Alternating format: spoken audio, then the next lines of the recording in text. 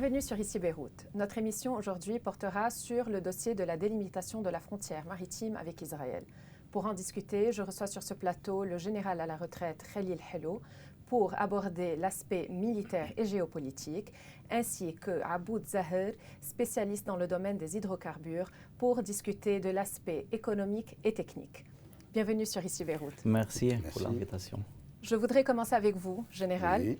Alors, dans quelle mesure est-ce que cet accord ouvrira la voie à la délimitation de la frontière maritime avec la Syrie, avec Chypre, et la démarcation des frontières terrestres avec Israël? Bon. Pour la démarcation de la ligne maritime, c'est chose faite. Pour la ligne terrestre, il y a déjà eu des pourparlers non déclarés. Nous avons avec Israël 13 points de conflit, si vous voulez, au niveau de la frontière, après le tracé de la ligne bleue suite à la guerre de 2006. En principe, d'après des informations personnelles, il y a 10 de ces points qui sont pratiquement résolus. 10, pas 7? 10 qui sont pratiquement résolus. Il y a 3 qui restent à résoudre. Et il y a même eu, à un certain moment, une fenêtre vers les hameaux de Sheba, comme quoi, également, il y avait une ambiance positive sur ça. Mais tout a été gelé, justement parce qu'on n'a pas pu faire la ligne ou bien tracer la ligne maritime. Donc ça, c'est le côté terrestre avec Israël. Maintenant, pour la Syrie, c'est une autre histoire. Nous avons des dizaines de points de conflit avec la frontière, entre la frontière libano-syrienne depuis l'indépendance, et même avant, depuis le temps du mandat français. Le tracé des frontières est toute une science. Ce n'est pas seulement de la géographie, ce n'est pas seulement de la topographie, mais c'est également une question de sciences sociales, etc. Je vous donne un petit exemple. Par exemple, l'un de nos villages du Akkar, qui est Akroum, oui. Les gens de Akroum ont des propriétés de l'autre côté de la frontière. Ils avaient l'habitude de traverser pour travailler leur terre et revenir. Aujourd'hui, ça devient de plus en plus difficile. Et jusque-là, ce conflit n'est pas résolu. Nous avons également la question des hameaux de Sheba, que je viens oui. de mentionner. Et là, la Syrie ne reconnaît pas qu'ils appartiennent au Liban, bien que beaucoup de documents existent depuis 1936, comme quoi ça fait partie du Liban. Il y a même un village qui s'appelle Nkhayli, et qui a toujours des listes électorales, etc., etc. Bon, est-ce que ça va ouvrir la voie vers un tracé de frontière terrestre avec la Syrie? Et là, je doute, parce que je doute de la bonne foi du régime syrien, qui jusqu'à maintenant clame tout haut que ces fermes-là sont pour le Liban un jour, le lendemain ils disent que non, c'est pour eux, etc. Et puis il n'y a absolument rien d'officiel, il n'y a absolument rien de sérieux dans cette affaire-là. Maintenant, la délimitation maritime avec Chypre, je crois qu'il n'y a pas de problème là-dessus, c'est selon ce qui a été fait. Il n'y a pas eu une seule revendication chypriote comme quoi nous avons trop avancé ou trop reculé. Depuis la ligne 1, depuis le point 1, qui est le point tripartite, qui était supposé être le point tripartite, aujourd'hui ce ne l'est plus. C'est le point 23 qui est. Donc, avec Chypre, il n'y a pas de problème. Avec la Syrie, il y aura toujours ce problème-là. Et même pour des raisons internes, les alliés ou les amis de la Syrie, les amis du régime syrien, au Liban ne veulent pas poser ce problème aujourd'hui pour ne pas mécontenter leurs alliés. Donc voilà, ce n'est pas ce qui a eu, enfin cet accord n'est pas vraiment un point de départ pour une ère nouvelle de tracé de frontières, sauf si les Libanais se mettent d'accord d'abord entre eux oui. sur ça, s'ils appellent leurs amis internationaux comme l'ONU, les États-Unis, la Russie, le Conseil de sécurité, pour faire pression sur la Syrie pour qu'elle accepte. Et même si ceci a lieu, je pense que ce sera un chemin assez long et assez difficile. Aboud Zahir, l'équation Karish contre Canaan oui. est-elle vraiment équitable? Et surtout qu'il n'y a aucune indication concernant la quantité et la qualité du gaz qui est présent dans les réserves du champ de Canaan. Oui. C'est une question très intéressante. Canaan au Karish, ils l'ont découvert il y a plus que 12 ans. Tandis que Canaan, jusqu'à maintenant, il n'y a pas de découverte. On ne sait pas s'il y a ou s'il n'y a pas de gaz. Il faut premièrement forer pour savoir s'il y en a. la probabilité qu'on trouve du gaz là-bas, c'est maximum 20%. C'est-à-dire qu'il faut forer 4 puits pour trouver dans un puits. D'accord. D'autre part, si c'est équitable, le Liban a choisi la ligne 23 depuis bien longtemps et on a informé l'ONU avec cette ligne. Alors, automatiquement, quand on a la ligne 23, on n'a rien à faire avec Karish. Parce que Karish, c'est au nord, 5 km au sud de la ligne 23. Alors, on ne peut pas dire on veut quelque chose de Karish. On a choisi la ligne 23. Pourtant que selon la loi internationale des mers, on a droit à la ligne 29. Et on a essayé de le faire. Apparemment, ça n'a pas marché. Et les Israéliens étaient tout à fait bloqués sur la ligne 29. Et puis, il y a eu ces pressions sur les politiciens libanais et sur le Liban comme sur Israël pour en finir avec la ligne 23. Et maintenant, ça ne sert à rien d'avoir la ligne 29 après 10 ans, à attendre encore, à faire des négociations avec Israël pour 10 ans et après 10 ans avoir la ligne 29, quand notre plus grand client, qui est l'Europe, n'a plus besoin de gaz, ça ne sert à rien. Il faut appliquer ce qu'on appelle en Allemagne la Realpolitik, c'est-à-dire une politique réelle. On peut avoir la ligne 23, on commence tout de suite, c'est déjà un très grand avantage. Alors, on doit délaisser l'autre partie, c'est-à-dire la partie qui est entre la ligne 23 et la ligne 29. On parle ici de alentours de 1400 km². Général Hello, vous êtes d'accord parce que l'armée libanaise voulait adopter la ligne 29. Et on a remarqué que l'armée a été un peu mise à l'écart des négociations, enfin d'une façon ou d'une autre, et que l'État libanais a choisi d'adopter la ligne 23. Est-ce que la ligne 23 est la ligne souveraine? Pour vous répondre directement, oui, c'est la ligne souveraine. Et pour appuyer mon collègue, c'est que les négociations avec Israël durent depuis plus de 13 ans. Et nous avons dessiné tous nos blocs jusqu'à la ligne 23. Donc, et normalement, nous sommes un pays démocratique. Les autorités compétentes pour négocier avec un pays étranger, ennemi ou ami, c'est l'État libanais, c'est le gouvernement libanais. Donc le gouvernement, à travers ses organismes, a négocié pendant 13 ans sur la ligne 23. Nous avons dessiné tous nos blocs jusqu'à la ligne 23. Nous ne l'avons pas dépassée. Nous avons informé l'ONU que ça, c'est notre frontière. Les Israéliens qui, eux, réclamaient la ligne 1, donc beaucoup plus au nord, ont également dessiné leur bloc jusqu'à la ligne 23. Et on a négocié avec eux à travers plusieurs émissaires américains, dont l'ambassadeur Frederick Hoff. Oui. Et on était en train de négocier la ligne Hoff. Et soudain, la ligne 29 a été mise sur la table, bien que cette ligne est connue depuis 2011. Et ils l'ont pas, on ne l'a pas mise sur la table pour maintes raisons. C'est très long à expliquer. D'accord. Et le comité technique qui a mis la ligne 23, et je n'ai aucun doute que c'était des gens de bonne foi. Il y avait 5 officiers de l'armée. Ceux qui ont mis la ligne 29 également, il y avait des officiers de l'armée et il y avait des civils des ministères compétents.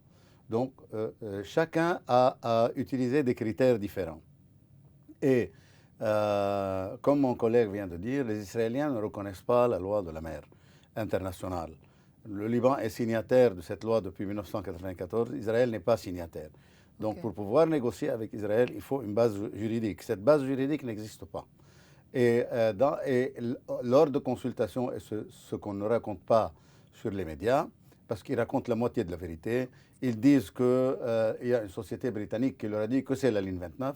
En fait, la société britannique n'a pas dit ça. Elle a dit, vous pouvez choisir ce que vous voulez, 29, 23 ou Hoff, tout dépend de vos capacités de négociation et de ce que vous voulez. Mais si vous insistez pour la ligne 29, vous n'aurez rien. Donc, c'est où la ligne 23 et là, la politique réelle, la politique réaliste, d'accord, où vous n'aurez rien du tout. Et les Israéliens, contrairement à ce qu'on raconte, n'étaient pas très intéressés par un accord parce qu'ils comptent beaucoup sur leur pouvoir de dissuasion. Et ils l'ont, ce pouvoir militaire de dissuasion, ils l'ont. Ils sont capables de réduire le Liban en ruine si jamais on met en péril leur plateforme de forage, parce qu'ils ont des contrats pour 50 milliards de dollars avec l'Europe. Donc celui qui s'amuse à envenimer les choses là-bas, oui, aura une réponse violente. Et là, ils l'ont prouvé. Donc on a, nous, à choisir qu'est-ce qu'on va faire. Et je pense que, bien que j'ai beaucoup de réserves vis-à-vis du pouvoir libanais, de ceux qui prennent la décision, je suis complètement hostile à la politique de mainmise de Hezbollah et à ceux qui sont en place dans la prise de décision. Mais je pense que c'est un accord qui est bon pour le Liban et c'est un point de départ peut-être pour sortir de la crise économique, si jamais il y a des preuves que le gaz existe dans notre sous-sol. Voilà. Très bien. Monsieur Aboud, les responsables libanais sont en train d'appeler à la création d'un fonds souverain pour mettre tous les revenus qui sont générés justement par le pétrole et le gaz libanais. Le Liban, est-ce qu'il pourra réinvestir cet argent de façon à ce que la classe dirigeante ne puisse pas avoir une mainmise sur ses revenus, justement, et que ces revenus soient réinvestis sur un plan national? Oui, d'après la loi 132 de l'an 2010, le gouvernement libanais est obligé de mettre toutes ses recettes dans ce fonds. D'accord. Et il y a un projet de loi au Parlement depuis 4-5 ans pour dire comment ça doit être ce fonds, qui va le diriger, est-ce que ça va appartenir à la Banque centrale, au gouvernement, au ministère de Finances, ainsi de suite. Et là, cet argent doit être investi au Liban ou ailleurs pour la nouvelle génération, parce que ces ressources, on va les avoir une fois et c'est fini. On va vendre le gaz et après, il n'y aura plus. Alors, il faut utiliser cet argent proprement. Maintenant, le risque de la corruption commence à partir, une fois qu'on a cet argent, il faut que les Libanais et la société civile et les politiciens honnêtes commencent dès maintenant à travailler et à faire les lois et les décrets et à faire tout le possible pour que cet argent soit investi proprement. D'accord. Général Hello, est-ce que cet accord signifie que quelque part, il y a une normalisation des relations avec Israël en reconnaissant l'existence de l'État hébreu, notamment par le biais des frontières? C'est une reconnaissance tacite, okay, mais pour la surenchère locale, il ne faut jamais dire ça. D'accord? Je le dis clairement et simplement. Le pouvoir libanais clame haut et fort qu'il n'a pas reconnu Israël et qu'il ne va pas reconnaître Israël, bien que le sommet arabe de 2002 de Beyrouth a reconnu, et le Liban est signataire, enfin était participant à part entière dans, oui, ce sommet, comme quoi on reconnaît l'existence de l'État d'Israël et la paix contre le territoire, c'est-à-dire donner aux Palestiniens la Cisjordanie et Gaza. Ceci n'a pas eu lieu, Israël a refusé. Mais le fait de négocier et le fait de tracer une frontière, c'est une reconnaissance tacite. Maintenant, est-ce que ceci va ouvrir la voie pour un accord de paix? Tout cela dépend du Liban. Et tout cela dépend de beaucoup de facteurs. Maintenant, la région entière, je parle de la Jordanie, oui, je parle de l'Égypte, du Maroc, du Soudan, des Émirats arabes unis et du Bahreïn, ils sont déjà en normalisation et en accord de paix avec Israël. L'Arabie saoudite, sans le reconnaître, est déjà en relation presque normale avec Israël. Les voies aériennes pour la compagnie El Al sont ouvertes au-dessus de l'Arabie, toutes directions confondues. Il y a des réunions de sécurité entre les deux pays. Il y a un adversaire ou un ennemi commun qui est l'Iran. Il y a une coopération tacite entre les deux. Donc le Liban est toujours en dehors de cet accord. Et malheureusement, le Liban est également en dehors du IMFJ, Eastern Mediterranean Gas Forum, qui est en Égypte. Malheureusement. Donc nous sommes en dehors de tout ça. Et nous ne sommes pas prêts de rouvrir parce que tout ne dépend pas de Beyrouth. Il dépend de deux facteurs importants. Le premier facteur, c'est qu'il faut trouver une solution au problème palestinien. Il faut trouver une solution au problème des réfugiés palestiniens au Liban. Ça, c'est un très grand problème qui n'est pas seulement humanitaire. Et il y a également un autre problème, c'est la mainmise iranienne indirecte qui, elle, veut négocier avec Israël et ne pas permettre au Liban. Et justement, c'est ce qu'il y a eu dans les négociations pour le tracé de la frontière maritime. Si le Hezbollah n'était pas d'accord ou bien n'était pas sur la banquette arrière en train de dire oui ou non et de rentrer dans les détails, on n'aurait jamais eu cet accord. Donc le problème, c'est que qui va signer cet accord? Si cet accord sera signé un jour, je parle d'un accord de paix, de normalisation avec Israël. Et d'ailleurs, il y a l'un des grands responsables libanais, et je me permets de taire son nom, dans les années 90, il l'a dit clairement autour d'un bon whisky, que le problème, ce n'est pas l'accord de paix, il va venir, mais le problème, c'est qui va le signer du côté libanais. C'était ça. Monsieur Aboud, comment les deux gisements de Kana et Karish sont liés et pourquoi Total devra payer 17% des revenus générés par le champ de Kana à Israël? Il y a deux gisements de Karish, le Karish Nord et le Karish Sud. Maintenant, ils sont en train de travailler dans le Karish Sud et l'année prochaine, ils vont commencer à avoir le gaz aussi du Karish Nord. Ces deux Karish sont totalement déconnectés de Kana. Energien, quand ils ont eu les licences, ils avaient beaucoup besoin de l'argent. Ils se sont endettés de 800 millions de dollars, ce qui est pour l'autre bilan un montant très, très exagéré. Alors, les banques ont demandé d'avoir un third-party opinion, c'est-à-dire une compagnie spécialisée qui va venir et dire exactement combien il y en a des réserves dans Karish. D'accord. Alors, ils ont payé une compagnie américaine spécialisée des millions de dollars pour dire combien il y en a. Et en même temps, ils ont vu que c'est tout à fait limité. C'est-à-dire Karish est seul et Kana est seul. Il n'y a aucun contact entre les deux gisements. On est sûr de ça? 100% sûr. D'accord. Khalil Hello, pourquoi est-ce que le Hezbollah est satisfait de cet accord? Qu'est-ce qu'il a à gagner? Bon, écoutez, il y a beaucoup à dire sur ce sujet. Je vais essayer de simplifier les choses.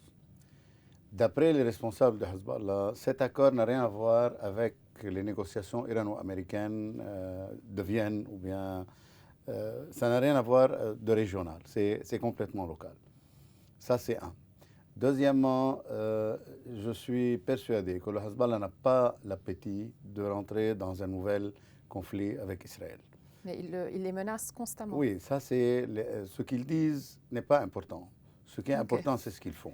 D'accord. D'accord. Je ne pense pas qu'une organisation comme le Hezbollah, toute puissante qu'elle soit, après être sortie de la guerre de 2006 et après s'être embourbée dans la guerre de Syrie depuis 2011 jusqu'à dernièrement, et qui encaisse des raids israéliens presque hebdomadaires, plus qu'une fois par semaine en Syrie, je ne pense pas qu'ils ont l'appétit d'ouvrir un front avec Israël, surtout que 2006 n'est pas la même chose que 2022. Ce qui s'est passé en 2006, c'est d'autres circonstances internationales. Il y avait la France qui est intervenue, l'ONU, les États-Unis. Aujourd'hui, je ne pense pas que quelqu'un va intervenir pour arrêter ce conflit. En Syrie, on a eu 250 000 morts. Personne n'est intervenu sérieusement pour arrêter les combats. La ville d'Alep a été pratiquement détruite et personne n'a intervenu. Donc, si le Liban est détruit et ruiné, je ne pense pas que le monde va réagir, ou il va réagir verbalement, mais avec ce qui se passe en Ukraine, avec les crises multiples internationales, avec la situation de déséquilibre, d'instabilité internationale énorme qui a lieu entre les États-Unis, la Russie, la Chine et l'Union européenne, je ne pense pas qu'un conflit au Liban intéressera tout ce monde-là. Le Hezbollah le sait très bien. Et qui va reconstruire après une telle guerre. Et le Hezbollah sait très bien qu'il ne pourra jamais rentrer en territoire israélien. Et s'il le fait, ce sera des incursions très limitées. Et il sait très bien quel va être Donc, ils veulent un accord. Et deuxièmement, la base populaire de Hezbollah souffre de la crise économique tout à fait comme tout le reste des Libanais. Ce qui fait que l'extraction de gaz et de pétrole qui va réactiver quelque part l'économie libanaise, la base populaire de Hezbollah va en profiter. Voilà pourquoi ça fait l'intérêt de tout le monde, par les circonstances qui courent. Et en plus, il y a une pression américaine énorme pour cet accord sur Israël et sur le Liban, et on ne peut pas se mettre en travers d'un rouleau compresseur. Il y en a même Israël a plié. Les Israéliens, à un certain moment, ont dit que ça ne marchera pas, les remarques libanaises. Oui. Et puis un coup de fil de Joe Biden au Premier ministre israélien a changé la donne. Et un coup de fil de Joe Biden au président Macron pour qu'il préface pression sur Total. Un coup de fil. Pardon? C'est aussi facile, ça ne demande qu'un coup de fil? Écoutez, les États-Unis, c'est 20 trillions de dollars de GDP. C'est la première puissance militaire mondiale. C'est un budget militaire de 850 milliards de dollars. Et ils sont partout. En Ukraine, ils sont en train de gagner par proxy. Donc, les Européens suivent en Ukraine. Et je pense que ce n'est pas la personnalité de Joe Biden, c'est la géopolitique qui impose tout ça. Joe Biden aurait pu être le président de l'Islande, il n'aurait eu aucune influence. D'accord? Et qui que ce soit à la tête des États-Unis aurait eu le même pouvoir de pression. Merci beaucoup, Khalil Hello, pour cet entretien. Et merci à vous aussi, Monsieur Aboud Zahir. Merci à vous de nous avoir suivis sur Ici Beyrouth. Vous pouvez revoir l'intégralité de cette émission sur tous nos réseaux sociaux. À bientôt.